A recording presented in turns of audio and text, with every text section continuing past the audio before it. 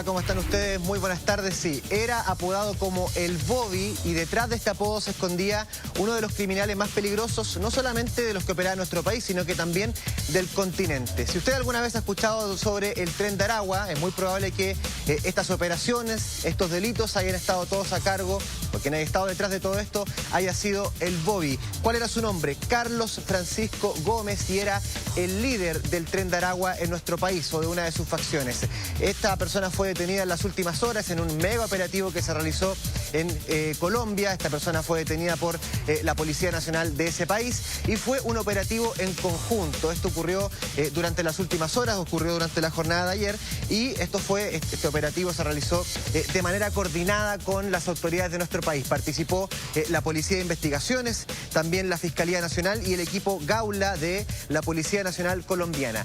¿Dónde fue detenida esta persona? Fue detenida en un domicilio, incluso se pudieron conocer imágenes del momento en el que la Policía Nacional ingresa hasta este domicilio. Se encontraba esta persona en compañía de una mujer, la cual no fue identificada hasta este momento. Sin embargo, se puede ver en las imágenes que ingresa un fuerte contingente policial armado que encuentra a Carlos Gómez, apodado como el Bobby, en este lugar, y lo detienen entonces en una habitación para luego llevarlo hasta un recinto carcelario de ese país.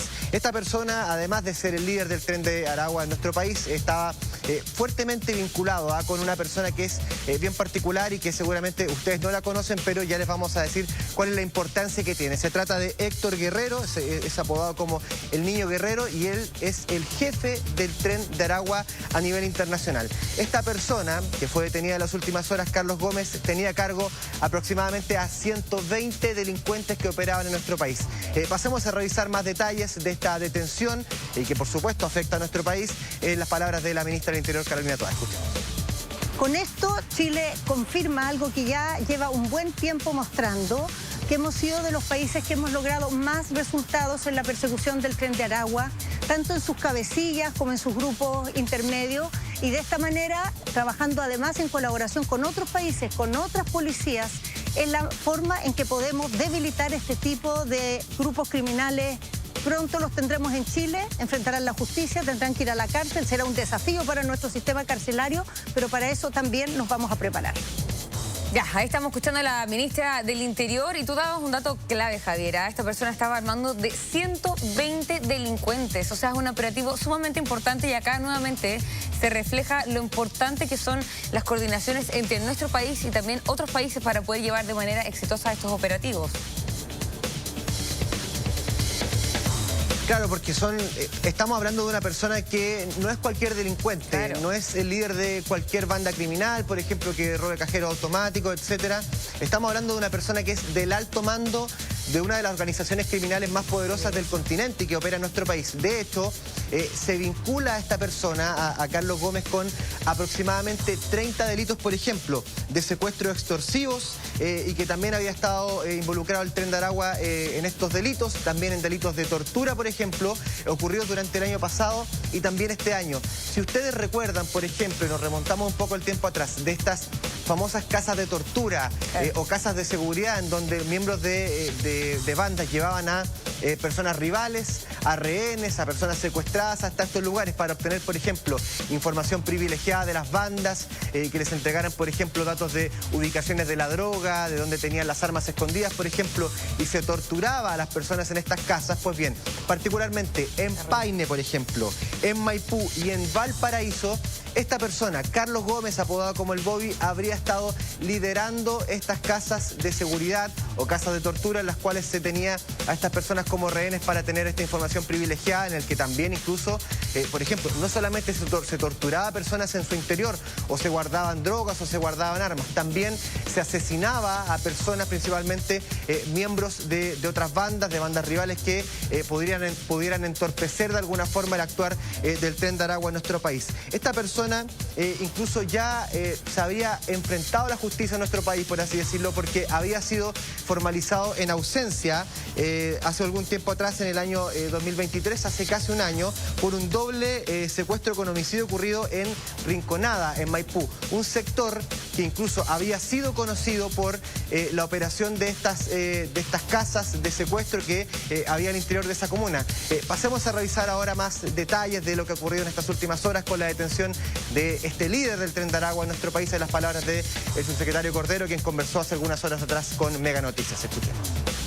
Esta persona había abandonado el país por paso no habilitado, precisamente en el momento en que se estaban realizando investigaciones y pesquisas en relación a delitos en los cuales él estaba comprometido. Ellos buscan espacios donde puedan lograr impunidad en aquellos lugares donde son perseguidos, finalmente arrancan, que es lo que estaba sucediendo con Chile, y lo relevante es traerlos a Chile para que sean sometidos a juicio y sean condenados. Claro, estas personas lo que hacen es buscar esconderse y claro, fueron hace casi 3 meses esta persona había salido de nuestro país, como lo decía recién el subsecretario, por un paso no habilitado.